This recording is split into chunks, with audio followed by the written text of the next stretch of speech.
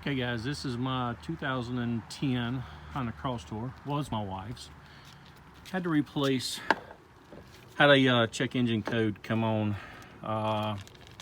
3447 or something like that. So it was the valve pause system. Anyway, it's a little sensor, and I don't know if this will do it injustice, but that's what it looks like. In case you're curious, it's the part number. Just going to show you where it's at. I know I've already changed it, but I'm just going to kind of show you. So you got to take this top off. I'm by myself here. Take this off so I can show it to you a little better. Just twist that. This pops right off. Just set that to the side. There it is. This part right here. So you undo that, obviously.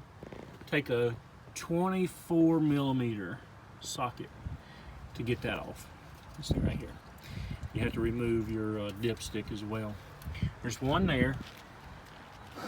I'll show you there's one at the back as well. It's a different code number. It's like 3400, but it's right here. So it gives you an idea of how easy these things are to change. Honda will charge you, golly, there's no telling how much money they'll charge you to do one. But anyway, that was the problem that I had. Real simple to fix. Code reader brought it up, and then that was the fix. Real simple. I hope that helps. Thanks.